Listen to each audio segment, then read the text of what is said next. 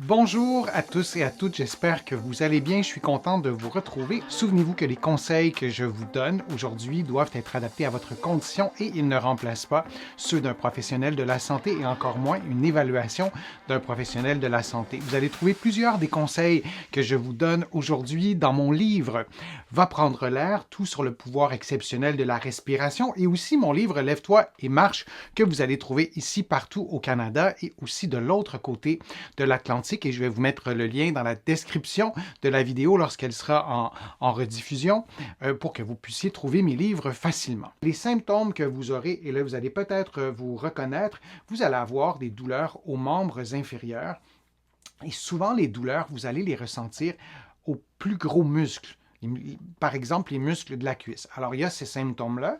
Il y a aussi une fatigue aux membres inférieurs. Parfois c'est un ou l'autre ou les deux. On aura aussi des symptômes, douleur, fatigue, qui est proportionnelle à la durée de votre activité physique que vous aurez fait en position debout, comme la marche. Ça, c'est intéressant et c'est important de se rappeler de ça. Lorsque vous vous asseyez, la douleur s'en va presque instantanément.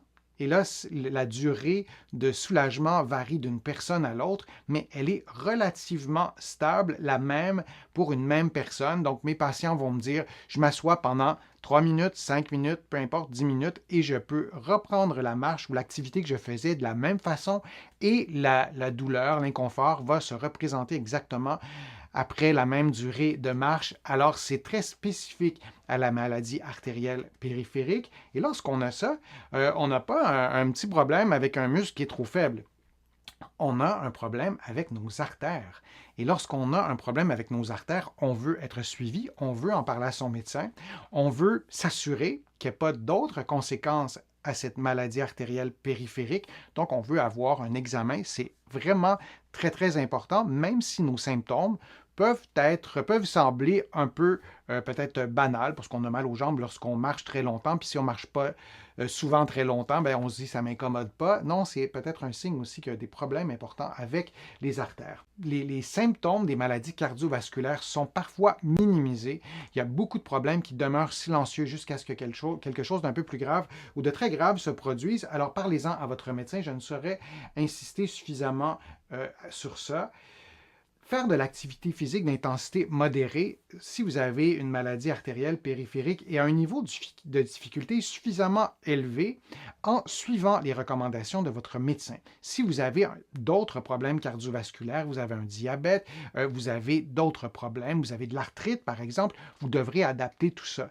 Mais la pire chose à faire, c'est de s'immobiliser, de marcher moins, de ne jamais stimuler nos muscles parce que c'est un problème au niveau des artères. Mais si le réflexe, c'est de bouger de moins en moins, on aura des muscles en moins bonne santé. Et lorsqu'on fait de l'activité physique, et je donnerai seulement cet exemple-là pour insister sur le fait que de bouger, c'est essentiel pour prendre soin de notre santé cardiovasculaire, lorsqu'on contracte les muscles, les petits capillaires, les petits vaisseaux sanguins dans nos muscles ont la capacité de se reproduire. Le problème de la maladie artérielle périphérique, c'est qu'en marchant moins, en bougeant moins, en faisant moins d'activité physique, nos muscles s'affaiblissent et on a un déconditionnement qui ne vient pas du tout aider la situation.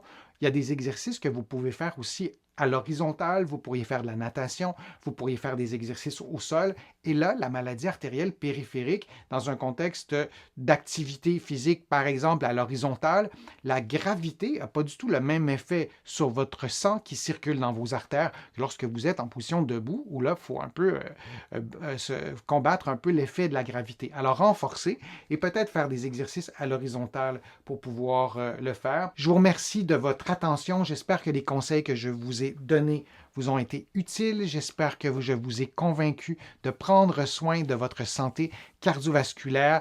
Je vous remercie de contribuer à mes plateformes. Vous êtes plusieurs à le faire régulièrement et votre soutien est absolument essentiel à la poursuite de toutes ces productions de contenu que je vous propose sur ma chaîne YouTube. Vous pouvez d'ailleurs vous abonner et sur mon site web. Vous pouvez donc contribuer directement sur YouTube en cliquant sur le petit cœur ou sur mon site web. Il y a différentes façons de contribuer financièrement, mais aussi avec des clics. Je vous explique tout ça dans l'onglet Contribuer. Vous allez trouver beaucoup d'informations sur la santé cardiovasculaire sur mon site web. Je vous l'ai déjà donné, l'adresse www.denisfortier.ca. Vous pouvez vous abonner gratuitement à l'infolettre.